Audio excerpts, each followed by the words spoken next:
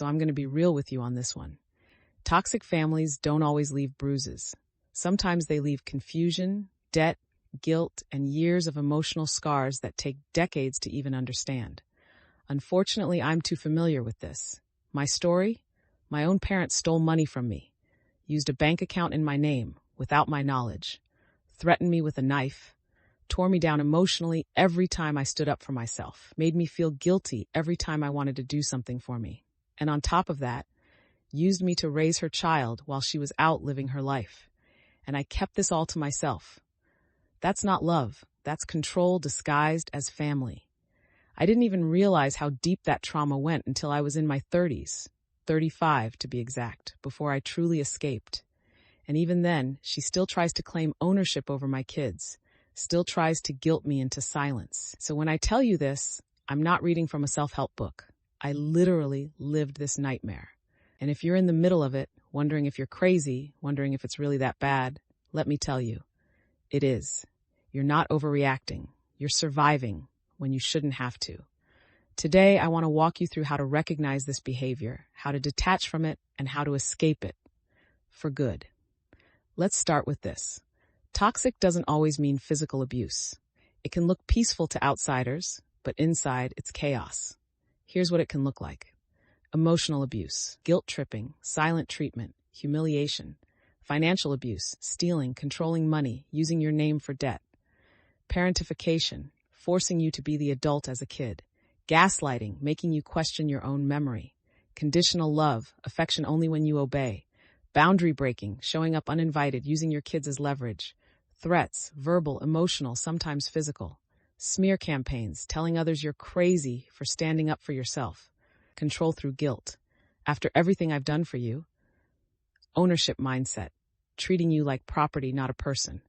If you see yourself in any of that, then keep listening, because this is the part nobody tells you. You can love them and still leave. Step 1, name what's really happening. You can't heal from what you refuse to name. Start calling it what it is: abuse, manipulation, control. Write down the moments that broke your peace. Don't downplay it or explain it away. When you see the pattern, it stops feeling like maybe I'm crazy and starts looking like the truth. Why it works. Clarity breaks conditioning. You can't escape a cycle you keep defending. Step 2, detach emotionally before you detach physically. Don't waste energy trying to convince them they're toxic. They already know. They just don't care. Start practicing the gray rock method. Keep your answers short, emotionless, simple. Don't argue. Don't explain. Don't react. Go vent to your journal, your therapist, your friend, not to them. They feed off the reaction. Stop feeding them. Why it works. Narcissists starve when they can't trigger you. Emotional silence is power. Step 3, build boundaries that don't move.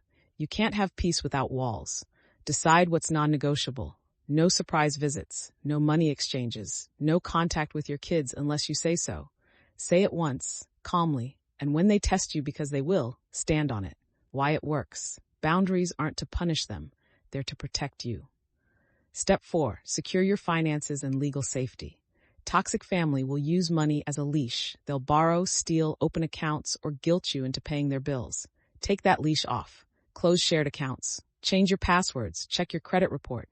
Open a new account in your name only. Keep documents, IDs, and receipts safe. If threats get physical, document everything. Texts, calls, emails, and contact local authorities or a domestic violence helpline.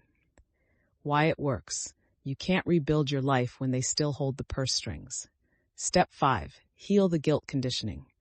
The hardest part isn't leaving, it's not going back. You've been trained to believe their feelings matter more than your safety. Every time guilt hits, tell yourself, their happiness is not my responsibility. I can love people and still protect myself. I don't owe anyone access to my peace. Why it works. Guilt is the last chain. Break it and you're finally free. Step 6, build your own support circle. The loneliness after you leave is real, but it's temporary. Start surrounding yourself with people who speak peace, not chaos. Find a therapist, a mentor, a friend who listens without judging. Create small habits that remind you you're safe. Morning walks, journaling, prayer, community. Why it works. Healing happens in new environments. You can't grow in the same soil that poisoned you. Step 7, protect your future self. Even after you leave, they'll try to sneak back in, the Hoover move. They'll apologize, promise change, play victim. Don't fall for it. Block. Ignore. Protect your peace like it's sacred, because it is. Why it works. Narcissists repeat cycles. You break them. Let's run it back real quick, sis.